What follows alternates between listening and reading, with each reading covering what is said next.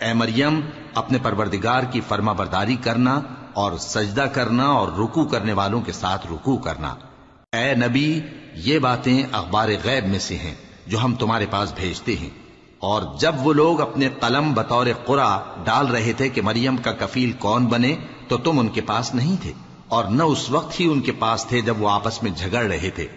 وہ وقت بھی یاد کرنے کے لائق ہے جب فرشتوں نے مریم سے کہا کہ مریم اللہ تم کو اپنی طرف سے ایک کلمے کی بشارت دیتا ہے جس کا نام مسیح اور مشہور عیسیٰ ابن مریم ہوگا، اور جو دنیا اور آخرت میں آبرو مند اور مقربین میں سے ہوگا، اور ماں کی گود میں اور بڑی عمر کا ہو کر دونوں حالتوں میں لوگوں سے یکساں گفتگو کرے گا اور نیکوکاروں میں ہوگا۔ مریم نے کہا کہ پروردگار میرے ہاں بچہ کیوں کر ہوگا کہ کسی انسان نے مجھے ہاتھ تک تو لگایا نہیں۔ فرمایا کہ اللہ اسی طرح جو چاہتا ہے پیدا کرتا ہے،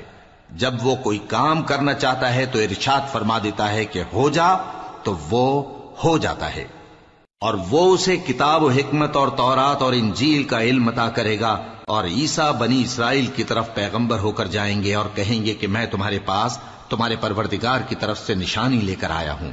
وہ یہ کہ تمہارے سامنے مٹی سے پرندے کی صورت بناتا ہوں، پھر اس میں پھونک مارتا ہوں تو وہ اللہ کے حکم سے سچ مچ پرندہ ہو جاتا ہے، اور پیدائشی اندھے اور ابرص کو تندرست کر دیتا ہوں، اور اللہ کے حکم سے مردوں کو زندہ کر دیتا ہوں، اور جو کچھ تم کھا کر آتے ہو اور جو اپنے گھروں میں جمع کر رکھتے ہو سب تم کو بتا دیتا ہوں۔ اگر تم صاحب ایمان ہو تو ان باتوں میں تمہارے لیے نشانی ہے، اور مجھ سے پہلے جو تورات نازل ہوئی تھی اس کی تصدیق بھی کرتا ہوں، اور میں اس لیے بھی آیا ہوں کہ بعض چیزیں جو تم پر حرام تھیں ان کو تمہارے لیے حلال کر دوں، اور میں تو تمہارے پروردگار کی طرف سے نشانی لے کر آیا ہوں، تو اللہ سے ڈرو اور میرا کہا مانو۔ کچھ شک نہیں کہ اللہ ہی میرا اور تمہارا پروردگار ہے، تو اسی کی عبادت کرو، یہی سیدھا رستہ ہے۔ پھر جب عیسیٰ نے ان کی طرف سے انکار و نافرمانی ہی دیکھی تو کہنے لگے کہ کوئی ہے جو اللہ کا طرفدار اور میرا مددگار ہو؟ حواری بولے کہ ہم اللہ کے طرفدار اور آپ کے مددگار ہیں، ہم اللہ پر ایمان لائے اور آپ گواہ رہیں کہ ہم فرمانبردار ہیں۔ اے پروردگار جو کتاب تو نے نازل فرمائی ہے ہم اس پر ایمان لے آئے اور تیرے پیغمبر کے متبع ہو چکے، تو ہم کو ماننے والوں میں لکھ رکھ۔ اور وہ یعنی یہود قتل عیسیٰ کے بارے میں ایک چال چلے، اور اللہ نے بھی عیسیٰ کو بچانے کے لیے تدبیر کی،